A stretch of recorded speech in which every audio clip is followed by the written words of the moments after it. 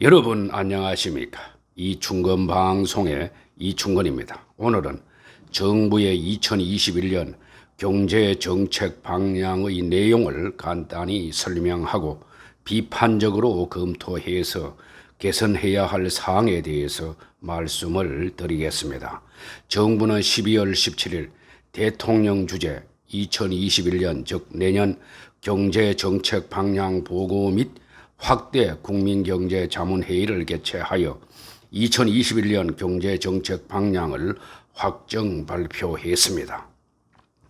2020년은 미정유의 글로벌 팬데믹에 따른 보건 경제위기 속에서 전 세계적으로 극심한 경기 침체와 구조적 전환에 직면했던 한 해인데 우리 정부도 당면한 피해 극복과 경기 회복을 위해서 사투를 벌이면서 체질 개선 및 포스트 코로나 시대 대비를 위한 정책 노력을 병행했다고 합니다.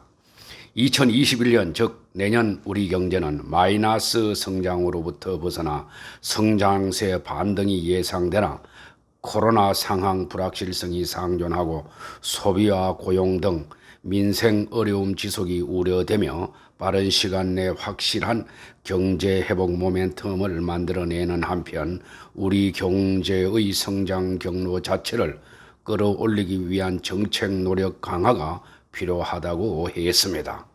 2021년 경제 정책 방향은 빠르고 강한 경제 회복과 경제 운용 및 선도형 경제로의 대전환을 목표로 각각 세 가지 분야로 구분해서 제시했습니다. 즉 빠르고 강한 경제 회복과 경제 운용을 위해서는 첫째, 코로나 불확실성에 대응해서 적극적으로 경제를 운용하고 둘째, 확실한 경제 반등과 활력을 제고하며 셋째, 민생 개선 및 지역 경제의 활성화를 추구한다고 했습니다. 그리고 선도형 경제로의 대전환을 위해서는 넷째, 혁신 확산 및 차세대 성장 동력을 확보하고 다섯째, 안정 지속 성장을 위한 미래 대비 여섯 번째, 경제 구조의 포용성, 공정성을 강화하기로 했습니다. 내년도 경제 정책 방향은 6개 분야에서 광범위하고 종합적으로 제시한 것은 바람직하지만은 너무 낙관적인 측면에서 제시한 것이 아닌가라는 생각이 들어갑니다. 우리 경제의 지속 가능한 성장 측면에서 정부의 경제 정책 방향에 대한 비판적 검토 내지 제 나름대로의 개선 방향을 제시하면은 다음과 같습니다. 첫째, 내년도 경제 정책 방향을 너무 낙관적으로 본 측면이 있고 특히 확장적 재정 정책 기조를 유지하겠다고 하는 것은 문제가 있습니다. 그 이유는 문정부들의 국가 채무는 물론이고 국가 부채가 급격하게 증가하고 있기 때문입니다. 제가 국가 부채 문제에 대해서 20여 차례 방송했으니 다른 회차 방송을 참고하기를 바랍니다.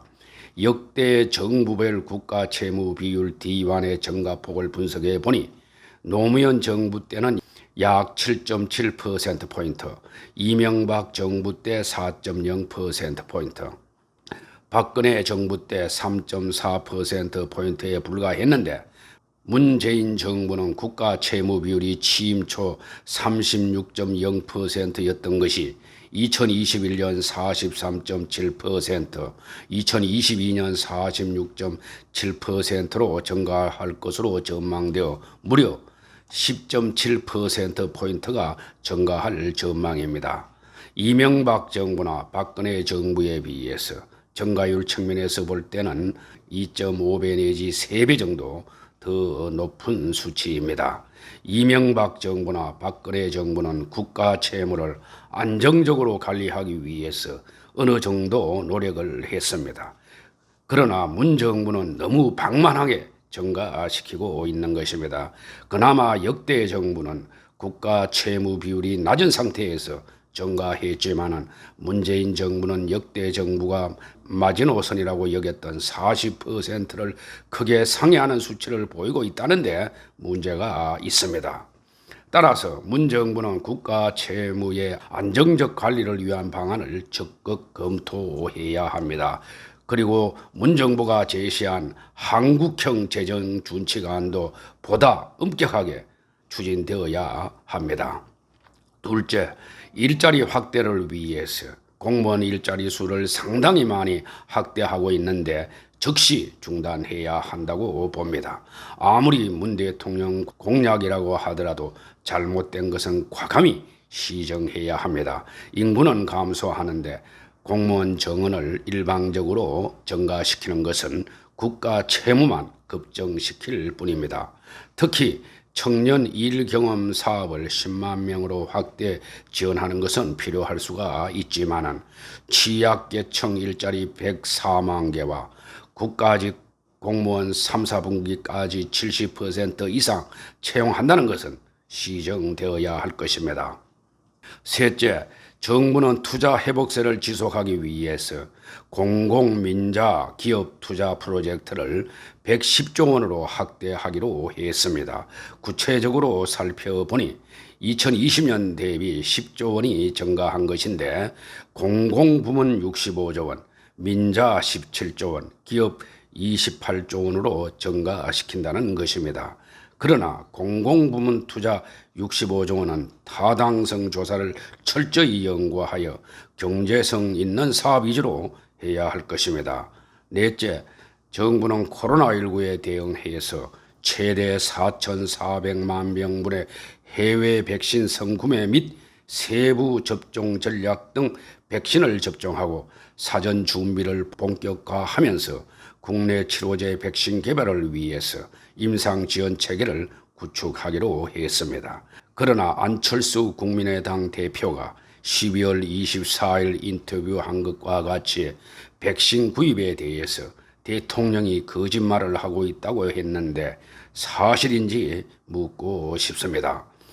즉 안철수 국민의당 대표가 신종 코로나 바이러스 감염증 백신과 관련해서 확보했다는 4,400만 명분의 백신은 지금 어디에 있나라며 문재인 대통령이 이렇게 대놓고 국민에게 거짓말을 해도 되는 것이라고 비판을 했습니다. 안 대표는 11월 24일 국회에서 열린 최고위원회에서 국민의 생명과 안전에 이렇게 무능하고 나태한데 거짓말까지 한다면 대통령 자격이 있는지 묻지 않을 수 없다며 이같이 말을 했습니다. 그는 문 대통령을 향해서 백신을 개발한 나라들이 먼저 접종할 수밖에 없다는 가짜 뉴스를 대통령이 나서서 퍼뜨리지 말라라면서 그럼 지금 접종하고 있는 캐나다와 이스라엘이 백신 개발국인가라고 지적했습니다. 또 조선일보 11월 25일자 기사에서는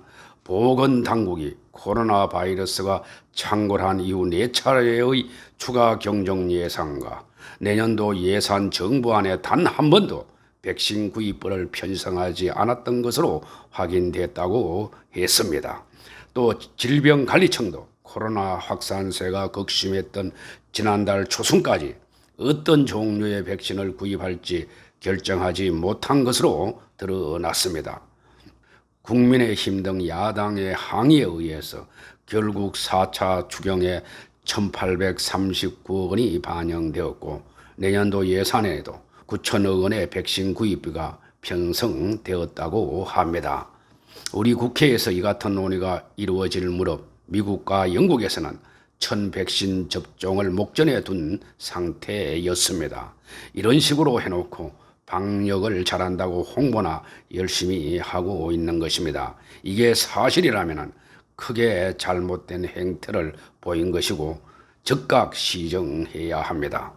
다섯째, 공정경제 3법 등 기업 옥죄기 법률안이 많이 제정되었는데 이보다는 기업하기 좋은 나라를 위한 정책 강화가 필요합니다.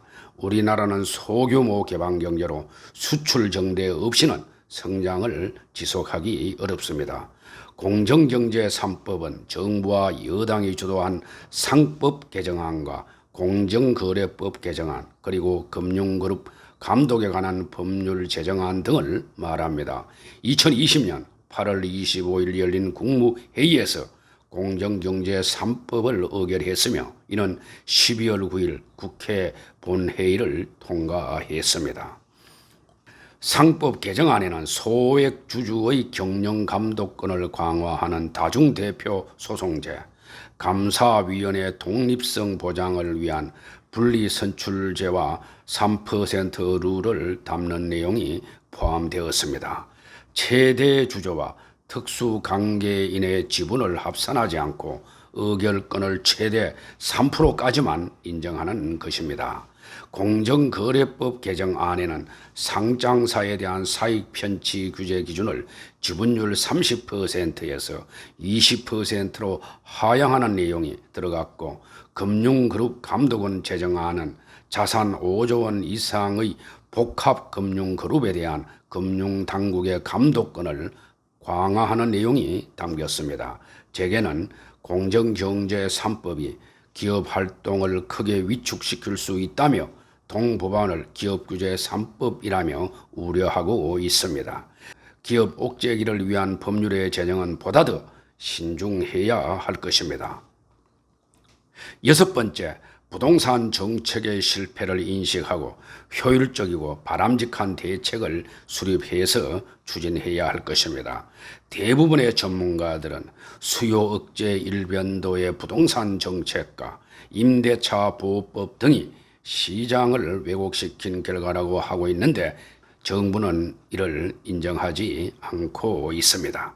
부동산 문제의 근본적 해결을 위해서는 수도권의 경제력 집중을 완화하고 수도권의 주택 공급량을 확대하면서 임대사업자에 대한 특혜를 점차적으로 크게 줄이고 다주택자에 대한 세금을 점진적으로 강화해 나갈 필요가 있습니다.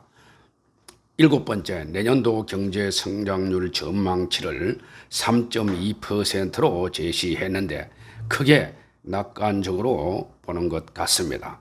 정부는 글로벌 교육 반도체 업향 개선과 확장적 거시정책 및 전방위적 활력 제고 노력 등에 힘입어 내수와 수출의 동반 개선을 전망하고 일자리 수요 회복을 뒷받침하면서 취업자 수는 15만 명이 증가할 것으로 전망했습니다. 또 내년도 문정부의 경제 성장률 전망치도 다음 표에서 보는 바와 같이 글로벌 경제 전망 기관에 비해서도 낙관적으로 보고 있습니다. 즉 정부는 내년도 우리 경제 성장률을 3.2%로 전망하고 있지만은 IMF 국제통화기금은 2.9%, OECD는 2.8%, 한국경제연구원은 2.7%, 현대경제연구원은 3.0% 등으로 전망하고 있습니다. 또 정부는 금년도 우리 경제의 성장률은 OECD 국가 중에서 가장 높다고 홍보하고 있습니다. 그것은 맞지만은 우리의 경제 상대국인 중국의 경제 성장률 플러스 1.9% 전망치에 비해서는 크게 낮다는 것도 인식해야 합니다. 우리나라의 잠재 성장률이 점차 낮아지고 있고 국제 경쟁력이 점차 악화되고 있다는 점도 간과해서는 안 됩니다. 또 취업자 수 15만 명이 증가할 것으로 전망했는데 좋은 일자리가 그만큼 증가할 수 있을지 의문시 됩니다. 끝으로 문재인 정부는 다른 어떤 정부보다도 공정성장과 포용성장을 강조한 정부인데 대부분의 사람들은 문정부가 과거 정부에 비해서 가장 불공정하고 내로남불이 심한 정부로 인식하고 있다고들 합니다. 또한 국민들 간 분열이 어느 때보다도 심한데 이를 통합하려고 하는 노력이 보이지 않고 있습니다. 이에 대한 깊은 반성과 시정이 필요하다고 하겠습니다. 오늘 방송은 여기서 마치겠습니다. 제 영상이 도움이 되셨으면 동영상 아래 구독과 좋아요를 눌러주시기 바랍니다. 업로드하는 제 영상을 보다 빨리 받아보고자 하는 분은 알람 설정을 하시기 바랍니다. 더 좋은 방송으로 보답하겠습니다. 감사합니다.